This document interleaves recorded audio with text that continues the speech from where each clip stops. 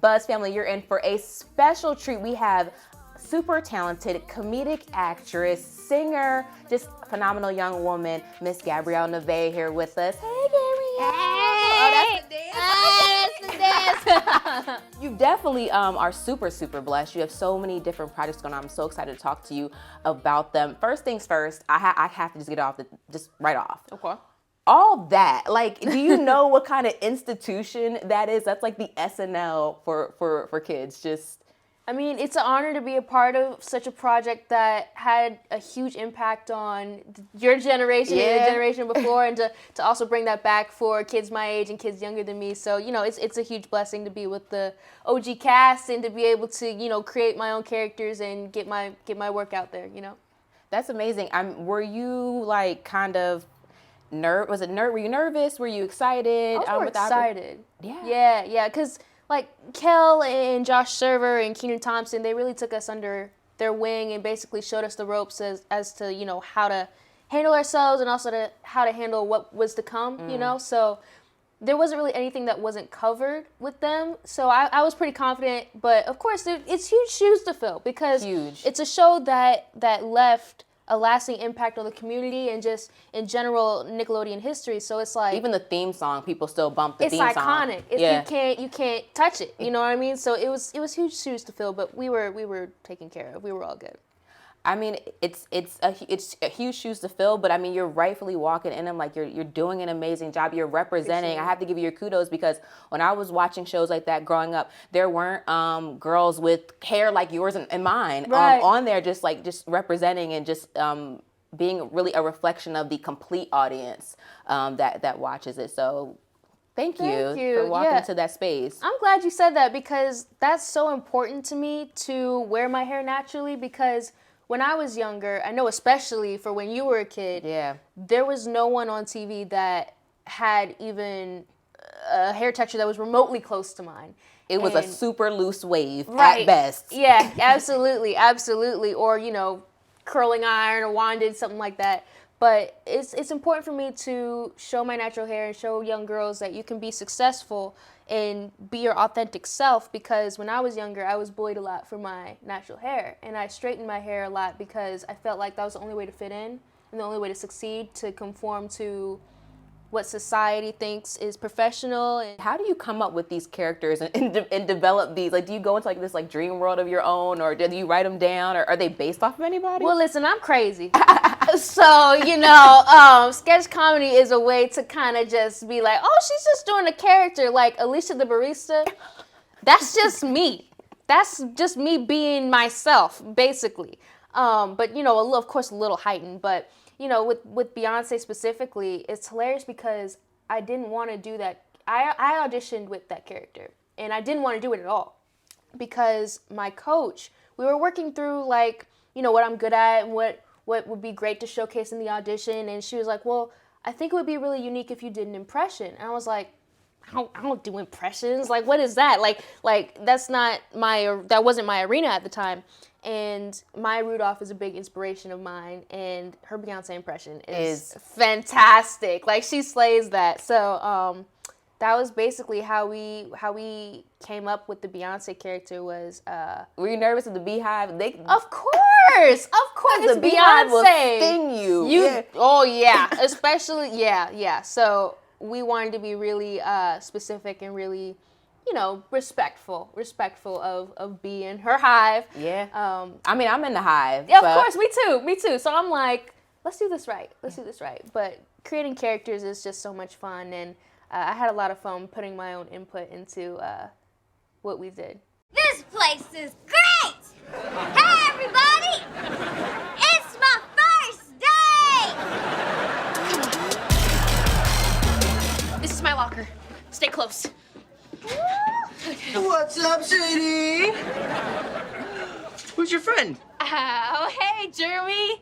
This is my very human friend, Lele. So getting to work now with that girl, Lele, like, first off, I think it's just amazing how the two of you together on this show just really highlights how everyone's journey is different. Right. She, her and her dad, they put out her music, and then there's like social media, and that's how, she was found and she was discovered, formal training and different things like that. So it's just so interesting that y'all both had your own journey and are at the same place in this platform and working together. So tell me what's like working with her, because I mean her character is just like all sass, which that's a little bit of her That's too. just her. She's literally playing herself, and what's great about it is I'm kind of playing a version of my younger self where I was very insecure, I was very shy, I didn't have a whole lot of friends. I guess now like it's a trend, like you're the popular loner, but in middle school that was not a trend for me, So Sadie's kind of a reflection of who I was in, maybe 6th or 7th grade, but working with Lele is great because we kind of teach each other different things. She's very street smart, and I learn a ton of things from her. I laugh sometimes because I learned from Lele that when you get in a fight, you should probably put Vaseline on you.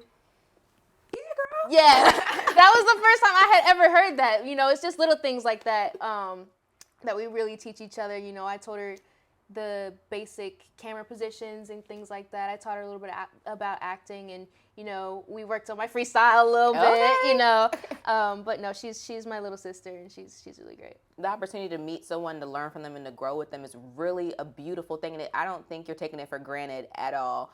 Yeah. And another thing is that obviously working in comedy and all that, you're working with a comedic legend on the show with Lele is David Arnold, or David A. Arnold, and put some respect on his name, who is probably one of the funniest comedians in my opinion. What have you learned from David and working with a legend, really? I mean, that's family. He's family. I really just learned that he taught me that if it doesn't scare you, it's not the right thing. And that was something that hit me really hard. I know he probably doesn't realize he even said that because like he's always dropping nuggets all the time, and it's like so difficult to kind of like picking up the jewels behind him. I'm like, I can't carry all this, man. But it's really great to be around him, and it's incredible to be around a showrunner that cares, that really truly cares about the show and cares about the actors and cares about the well-being of the entire show in general, because if you don't have that, it's difficult to be in the environment, and he makes it so easy to create and just be well mentally and physically and emotionally. He's created a really positive environment, and I'm really grateful for David. Yeah, that's my uncle right there. Yeah, that's amazing. But you touched on not just like performing well, but and what's going on the stage or on the screen, but what's going on behind that. I can't imagine the amount of pressure that you maybe feel just being elevated at like a really young age. How do you deal with that? I mean, I know every single day you can't be like, I am super duper confident. I am super duper confident. You mentioned, like David said, like if it doesn't scare you, then it's kind of not worth it. How do you face those moments where you're like, am I supposed to be here? Is this for real? Pinch me. just prayer, really, because it's like the world is so complex, and it can be really hard to try to navigate. So that's kind of been my compass. But other than that, I would say going with my gut. I have really great parents that kind of guide me and give me advice and kind of show me the way. But of course, there's days where it's like, this is a lot, because especially like specifically with that girl Lele, I was with the exception of Tommy Hobson, who was on the Fresh Beat Band, I was the only one that was on a series regular role currently. And everyone was looking at me to be Lele's example, to teach her basically the positions. And I'm like, oh gosh, because I've got to worry about being Sadie, then I really want to help Lele, because I feel like it's my responsibility as her older sister to, kind of show her the way and show her, what is to come, with being on a show and being, on Nickelodeon specifically. And, of course it's a lot of pressure, but, with prayer and a good family and, great friends, it's really a blessing, and I wouldn't trade it for anything. I love that your answer is what scared you the most was possibly giving somebody not great advice, or possibly like nothing with myself, but just I don't want to lead anyone astray. So you have a lot of young girls that look up to you. Said you mentioned that you want always like wear your natural hair, like show off that different standards of beauty. Is there anything else that you do like really intentional to be like a positive example? I mean, I know it's a lot of pressure. I think it's actually too much pressure to call somebody a role model, because I feel like you can learn from a bunch of different things from a bunch of different people, right? Absolutely. So what is outside of just, celebrating natural hair and different textures and shades and all that good stuff, do you try to, express to your followers? I try to be an advocate for anti-bullying, because that was something that I really struggled with. And, I do a lot of philanthropic work through a myriad of different organizations for homelessness and building wells in underdeveloped countries and things like that. But I really try to push the anti-bullying because it's something that we're still struggling with. I feel like that's something that we're going to struggle with for a long time, but we can get better if we work together on it and we just talk and express how we feel in a non, in a friendly way. No attacks. No attacks. I say no attacks, just facts, just how I feel and what's going on and getting to a resolution of how to make things better. But there's no off button for bullying, I think, anymore, because now social media, like we're all connected 24/7, 365, whether we want to be or not. So that's really great that you're putting out that message. But you're also putting out some new things. So you got some music cooking up for us. Talk to me about your new singles. Yeah, so January 15th, my first single of this year is Lovable. And that is going off of basically the positive messages that I like to put out. I wanted an anthem for girls.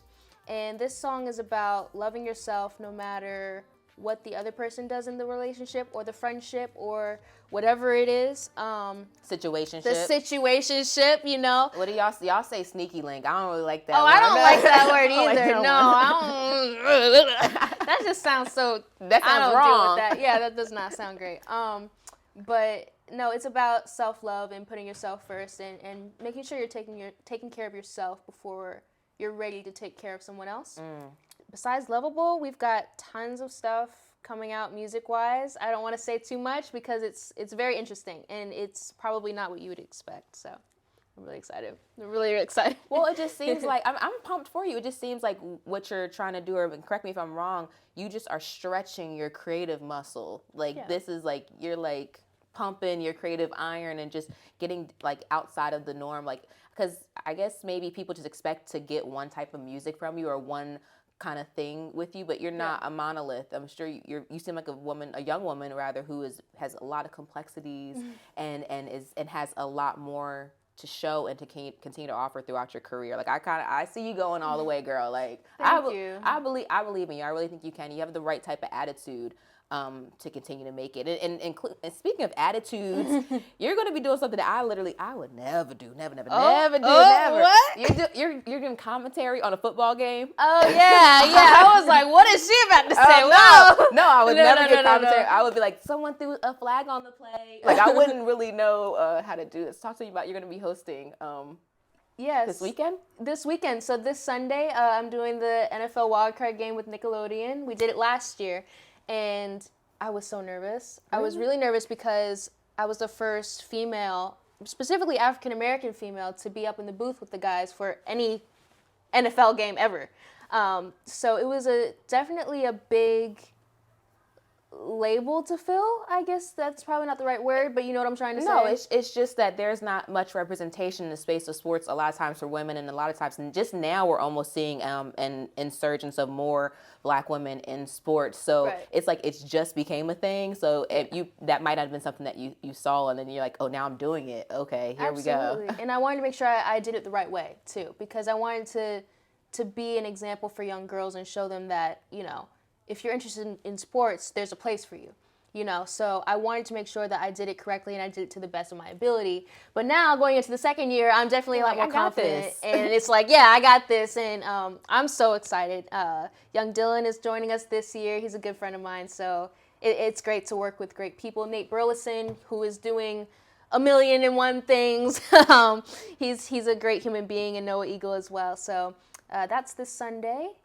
and it's gonna be a blast. It's gonna be a blast. Yeah. But in the meantime, in between time, tell people where they can find you and find everything about you, because we don't want to miss. I'm gonna put my notifications on because I really don't want to miss when this music drops, when the single drops, and I don't want to miss the video because I feel like something is something to this video. You say it's not what we're expecting, so I'm excited for that. Yeah, absolutely. So where are we looking? Right there? All right. So you guys can follow me on Instagram and TikTok at Gabrielle Nevaeh. My YouTube channel is at Gabrielle Nevaeh Green.